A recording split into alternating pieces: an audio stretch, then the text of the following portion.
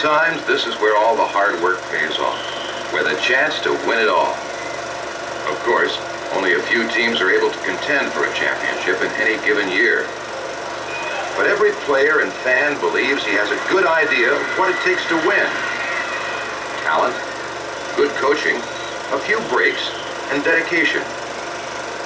All those factors are usually found on a successful team. And there's one more, perhaps the most important of all: a lack of injuries. Over the course of a season, some teams don't suffer as many. The ones they do get usually aren't as serious, and the players are able to get back into action sooner. Sometimes it's a matter of luck. But in other instances, the successful team, the one with fewer injuries, is the one that worked hard enough to earn their luck. Long before most people are even thinking about football, some players are working on a conditioning program that enables them to begin the season with a running start.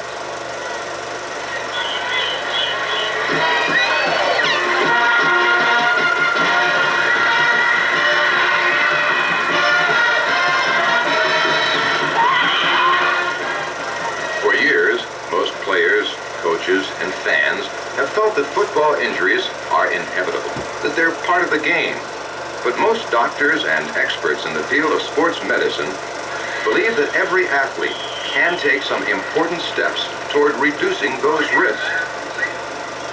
For example, we found that a large percentage of significant injuries in football occur early on, in the early weeks of football season.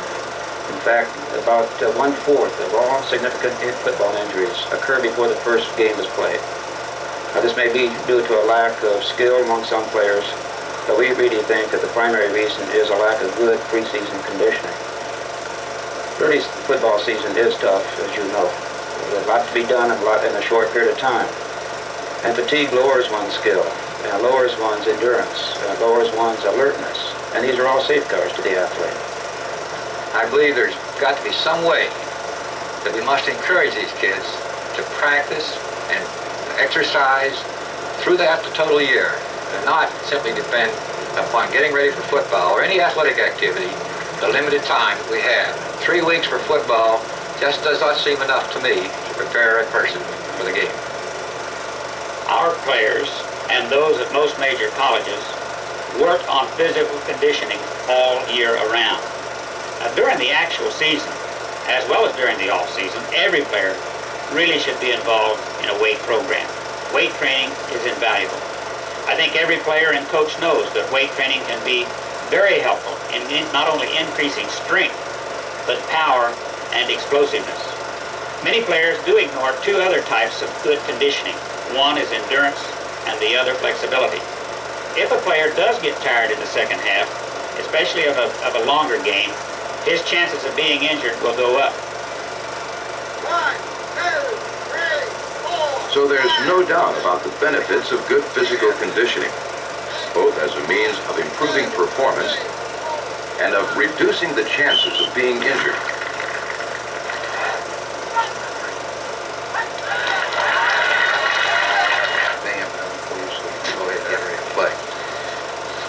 Of course, before anyone takes part in competitive athletics or begins a conditioning program, he should get a complete physical examination to determine his medical condition and the overall status of his health. And every player should fill out a medical history update at the beginning of each new season. Then, after you're given the medical okay to compete, it's time to get started on a good all-around conditioning program. Stayed in pretty good shape over this summer. Of course, a program that's exactly right for one individual may be wrong for another, and it's impossible to set down a specific set of exercises that would be of equal benefit to all football players, let alone all athletes. But every athlete will benefit from a fitness and conditioning program designed to increase endurance, enhance flexibility, and build strength. So by increasing endurance, athletes not only reduce the risk of injury, they increase their chances of winning. Basically, An individual's endurance depends on the ability of the body to take in oxygen and use it effectively. So it's necessary for all athletes to develop the heart and lungs to a high level of cardiopulmonary fitness. While there are many ways of achieving that goal, most experts believe that the oldest is still the best. Running or jogging at least a mile or two 3 times a week is unquestionably one of the best ways to increase your cardiopulmonary fitness. Of course, not everyone can start out by running 2 miles or more at a time. They need to build up to that point using a couple of different methods. One is interval training. Start out running shorter distances, perhaps 1 lap. Then rest briefly and run another, repeating this several times. Another method is called speed play, which combines long-distance jogging or running with short bursts of speed. Not only is the speed play a good endurance builder, but it can increase your sprinting speed and quickness. Naturally, anyone who runs frequently needs to use good heel-to-toe running technique. Wear good running shoes and run on soft surfaces, such as resilient tracks or grass, rather than on concrete or pavement. If good technique is important in running, then it's vital when doing exercises designed to increase flexibility. For example, these old bouncing or ballistic stretching exercises should never be done because they can do much more harm than good. Instead, work on the slow, static stretching exercises and be sure to do them correctly. The static stretch is performed by bending, pushing, or pulling a part of the body slowly and gently until a stretch is felt. You're not bobbing, it's constant pressure. And any of these exercises can be divided into 3 segments: an easy stretch, a developmental stretch, and if you go beyond a certain point, a drastic stretch. At no time should you push yourself into a painful, very possibly harmful, drastic stretch of any muscle. In fact, one of the main points of any stretching exercise is to do it in a slow, gentle, and relaxed manner, not past a point of pain. And don't forget that people vary a great deal in not only how flexible they are, but how flexible they can become. So the burden of increasing flexibility is on the athlete himself to work as an individual and not in comparison to others. And as your flexibility increases, you'll get more benefit from the third aspect of athletic conditioning: strength training. Nearly every football player knows the value of a good, well-rounded weight training program, but it's always a good idea to review a few general principles. First, weight training isn't weightlifting. A weightlifter's goal is to heft as much weight as possible. As a result, he needs to train with very heavy weights. For other athletes, the goal is to increase strength, power, and explosiveness.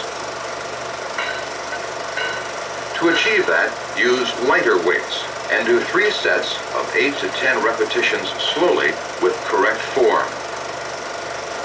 In addition to increasing strength, certain exercises can give you more protection around some key parts of your body. But neck bridging is not a good way to develop neck strength for football.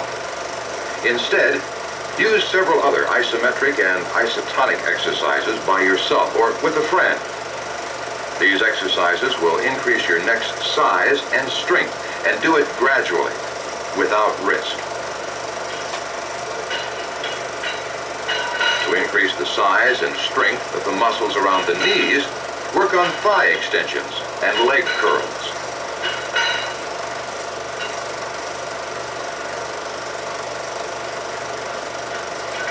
Thigh extensions can be particularly beneficial in building up the muscles around the knees, but only if they're done correctly.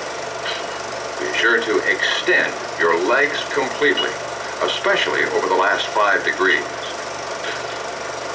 So, by working on a fitness program that builds not only strength, but endurance and flexibility as well, any athlete can improve his performance and reduce the risk of injury. But one other key aspect of conditioning is outside an athlete's control. When preseason practice begins, the heat and humidity are usually high, which poses the constant threat of heat illness. So every coach and trainer must know what he can do to avoid it. The best way to do that, in a word, is water.